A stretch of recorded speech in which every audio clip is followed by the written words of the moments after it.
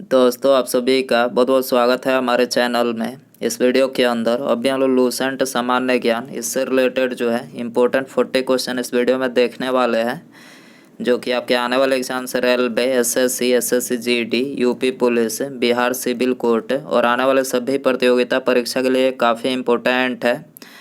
तो दोस्तों, आप इस वीडियो को बहुत ध्यान से लास्ट तक देखिए। चैनल पर आया है तो चैनल को सब्सक्राइब कर बगल में एक बेल आइकन आएगा, उसे ऑन करके ऑल नोटिफिकेशन पर क्लिक कर दें। और वीडियो पसंद आए तो प्लीज़ वीडियो को लाइक ज़रूर करें। तो चलिए शुरू करते हैं। देखिए, यहाँ पर हमारा पहला क्वेश्चन दिया गया है, निम्नलिखित में से कौन प्राकृतिक पारिस्थितिक तंत्र का उदाहरण है। तो देखिए, करेक्ट आंसर ऑप्शन बी हो जाएगा। झील जो है ये प्राकृतिक पारिस्थितिक तंत्र का उदाहरण है। क्वेश्चन नंबर 2 है, पारिस्थितिक तंत्र के स्वपोषी घटक कौन होते हैं। पारिस्थितिक तंत्र के स्वपोषी घटक कौन होते हैं। तो करेक्ट आंसर ऑप्शन सी हो जाएगा। पादप जो है ये पारिस्थितिक तंत्र के स्वपोषी घटक होते हैं। क्वेश्चन नंबर 3 है, काजू की खेती के लिए कौन सी मिट्टी सर्वाधिक उपयुक्त है। काजू की खेती के लिए कौन सी मिट्टी सर्वाधिक उपयुक्त है। तो करेक्ट आंसर ऑप्शन सी हो जाएगा, लैटराइट मिट्टी।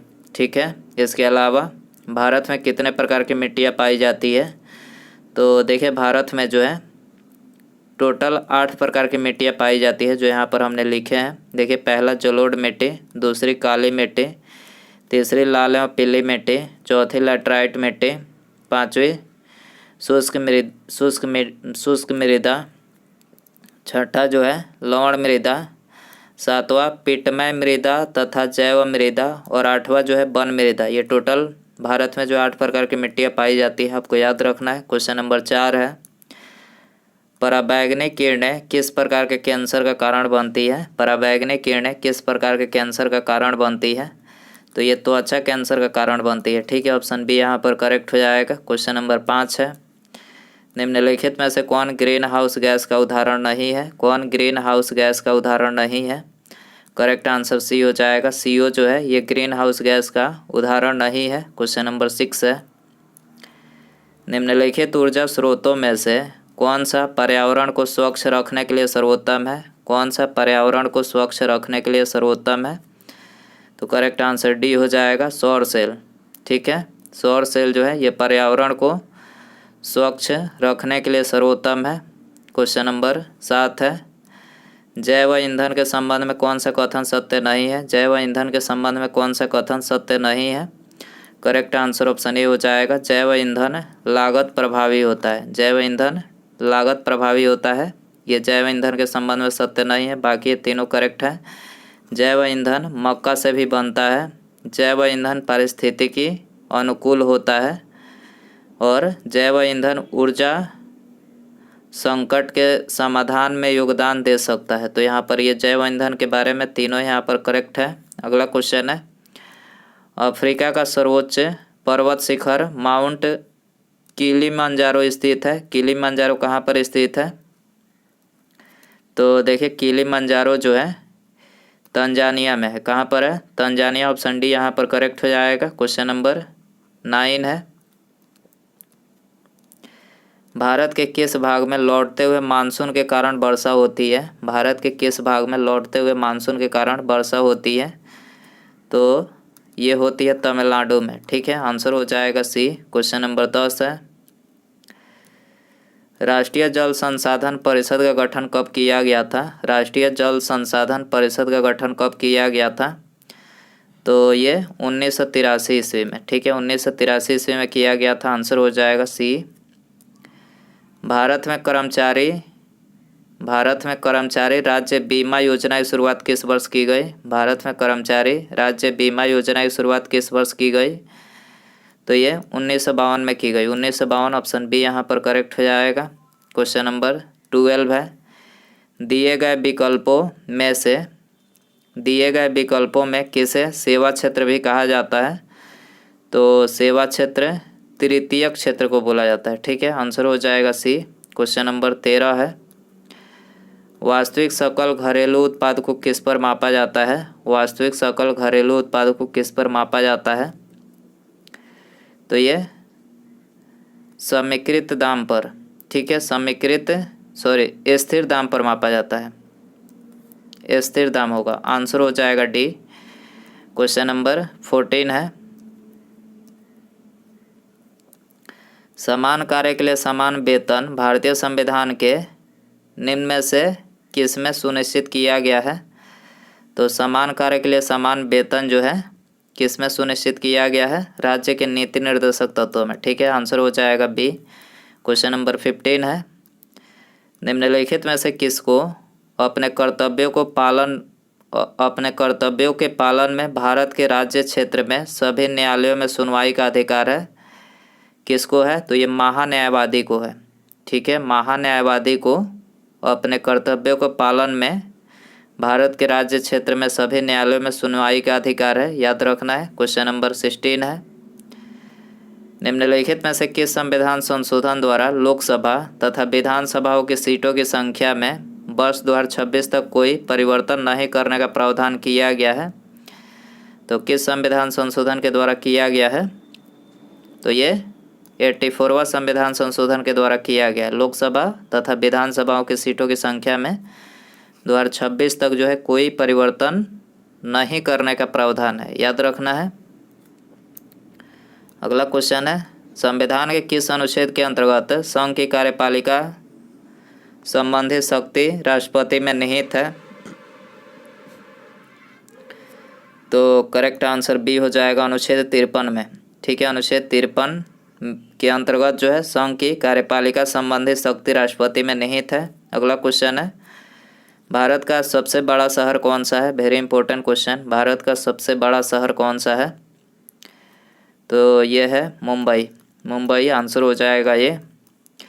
भारत का सबसे चौड़ी नदी कौन सी है? भारत का सबसे चौड़ी नदी कौन सी है? तो करेक्ट आंसर ये हो जाएगा, ब्रह्मपुत्र जो है भारत की सबसे चौड़ी नदी है। एक वर्ष में कम से कम कितनी बार संसद की बैठक होना आवश्यक है? एक वर्ष में कम से कम कितनी बार संसद की बैठक होना आवश्यक है? 2 बार। 2 बार आंसर हो जाएगा बी। भारत में एक नया राज्य सृजित करने वाला विधेयक को पारित होना अनिवार्य है। भारत में एक नया राज्य सृजित करने वाला विधेयक को पारित होना अनिवार्य है। तो ये संसद में साधारण बहुमत द्वारा आंसर हो जाएगा बी। भारत में पंचायती राज व्यवस्था का शिल्पी किसे कहा जाता है? भारत में पंचायती राज व्यवस्था का शिल्पी किसे कहा जाता है? बी.आर. मेहता को। बी.आर. मेहता आंसर हो जाएगा सी।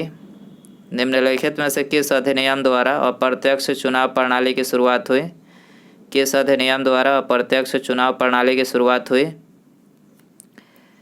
1892 ईस्वी का भारत परिषद अधिनियम। 1892 ईस्वी का भारत परिषद अधिनियम द्वारा अप्रत्यक्ष चुनाव प्रणाली की शुरुआत हुई। बी आंसर हो जाएगा। दोस्तों, यदि आपको वीडियो पसंद आ रहा है तो प्लीज़ वीडियो को लाइक करें, अपने दोस्तों में शेयर कर सकते हैं। चैनल पर नया है तो चैनल को सब्सक्राइब करके बेल आइकन प्रेस करें। अगला क्वेश्चन है, लिखित संविधान की अवधारणा किस देश की देन है? लिखित संविधान की अवधारणा किस देश की देन है? फ्रांस की देन है। आंसर हो जाएगा डी।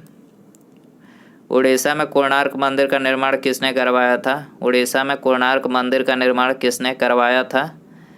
तो ये राजराज प्रथम ने करवाया था। राजराज प्रथम, ऑप्शन सी यहाँ पर करेक्ट हो जाएगा। सल्तनत काल में सबसे बड़ा साम्राज्य किसका था? सल्तनत काल में सबसे बड़ा साम्राज्य किसका था? मोहम्मद बिन तुगलक का था। आंसर हो जाएगा सी। सल्तनत काल में गैर मुसलमानों से लिया जाने वाला धार्मिक कर क्या कहलाता था? सल्तनत काल में गैर मुसलमानों से लिया जाने वाला धार्मिक कर क्या कहलाता था? तो ये जजिया कहलाता था। क्या? जजिया। आंसर हो जाएगा डी। क्वेश्चन नंबर 28 है, शाहजहाँ के शासनकाल में आए विदेशी यात्रियों पर विचार कीजिए। शाहजहाँ के शासनकाल में आए विदेशी यात्रियों पर विचार कीजिए। तो इनके काल में बारबोसा आए थे। बारबोसा आंसर केवल 4 यहाँ पर, ऑप्शन सी करेक्ट हो जाएगा। अगला क्वेश्चन है, निम्नलिखित में से किस शासक का उल्लेख है राज बेटकर यानी हाथियों का शिकारी के रूप में हाथियों के शिकारी के रूप में किया गया है? किनका उल्लेख किया गया है? देवराय द्वितीय का उल्लेख जो है राज बेटकर यानी हाथियों का शिकारी के रूप में इनका उल्लेख किया गया है। अगला क्वेश्चन है, कितने वर्ष कठिन तपस्या के बाद भगवान बुद्ध को ज्ञान की प्राप्ति हुई?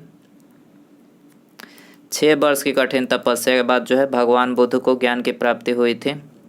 महात्मा गांधी द्वारा चलाया गया प्रथम जन आंदोलन था। महात्मा गांधी द्वारा चलाया गया प्रथम जन आंदोलन कौन सा था? तो ये था असहयोग आंदोलन। असहयोग आंदोलन ऑप्शन बी करेक्ट हो जाएगा। भारत में मिट्टी बचाओ आंदोलन कहाँ से प्रारंभ हुआ? भारत में मिट्टी बचाओ आंदोलन कहाँ से प्रारंभ हुआ? महाराष्ट्र से। कहाँ से? महाराष्ट्र। आंसर हो जाएगा ऑप्शन ए। क्वेश्चन नंबर 33 है, गांव में आयोजित होने वाला भारतीय राष्ट्रीय कांग्रेस का प्रथम अधिवेशन कब हुआ? गांव में आयोजित होने वाला भारतीय राष्ट्रीय कांग्रेस का प्रथम अधिवेशन कब हुआ? 1937 ईस्वी में। 1937 ईस्वी में। आंसर हो जाएगा बी। सुभाष चंद्र बोस को देशनायक की उपाधि किसके द्वारा दिया गया? सुभाष चंद्र बोस को देशनायक की उपाधि किसके द्वारा दिया गया? रविन्द्रनाथ टैगोर के द्वारा। रविन्द्रनाथ टैगोर। आंसर हो जाएगा बी। शक्कर के मिश्रण के दौरान कौन सा यौगिक हमेशा बनता है? शक्कर के मिश्रण के दौरान कौन सा यौगिक हमेशा बनता है? तो इथाइल अल्कोहल। इथाइल अल्कोहल बनता है। ऑप्शन बी यहाँ पर करेक्ट हो जाएगा। रक्त कैंसर को नियंत्रित करने में किस समस्थाने का उपयोग किया जाता है? रक्त कैंसर को नियंत्रित करने में किस समस्थाने का उपयोग किया जाता है?